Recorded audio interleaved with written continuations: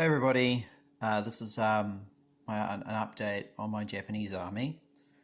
I've been working on these guys here. This is my final squad. I've got a couple of guys left over.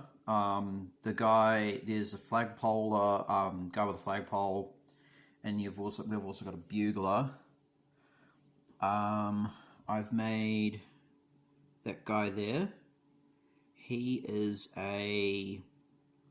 a spotter, and if you actually notice, you can't really see it in the video, but he has a pair of binoculars. Some of these guys here will just be riflemen lying down, and maybe even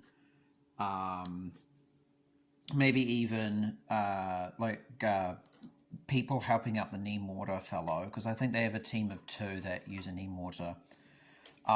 And these are some of the paints that I was going to go through, what I'm going to be using. Stone Grey. Stone Grey is really good if for painting Japanese, I think they're not necessarily undershirts, but they had kind of like a spare shirt, and they often use Stone Grey as their uniform, as like an alternate shirt that they used to have. Khaki is another option that I've got, but I'm probably going to be using... I've also got this Japanese uniform. I'm not exactly 100% sure on what I'm going to try and use. Obviously, this thing needs a really good shake, because as you can see, it's quite separated. But the colour that I'm definitely looking forward to, I'm probably going to use is khaki grey for the predominantly most of the uniforms. And then we've also got Vallejo Brown Violet, also really reliable.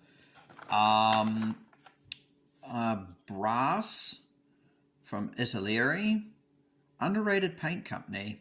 That will be used for like machine gun bullets and a few other things as well. What else have we got here? Flat brown, really reliable for rifles. Dryad bark could also be good. I'm not 100% certain on everything. And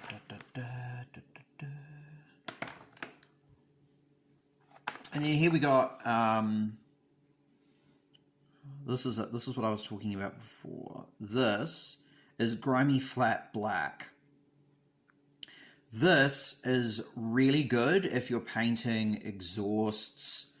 It's not too... I think it's non-gloss, but it's good on...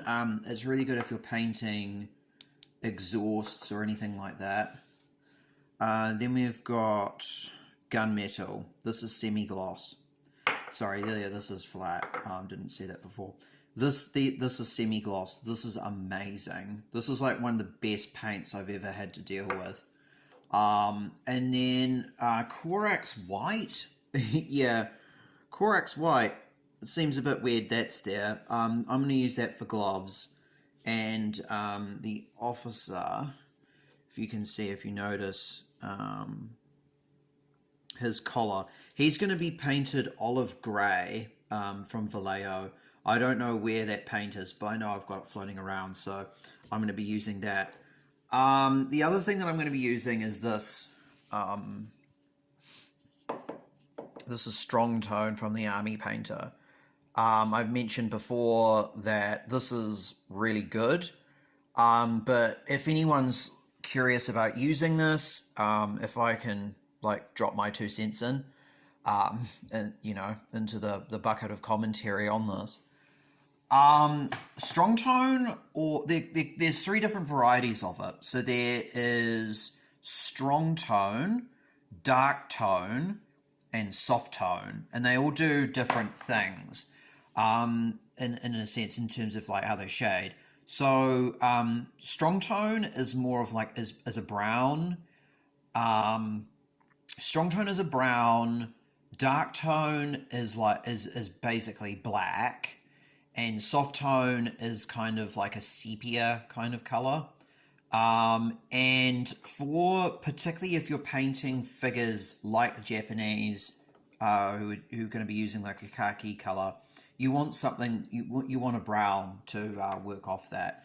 Well, in terms of, I'm not sure what soft tone's good for. I know that it's good.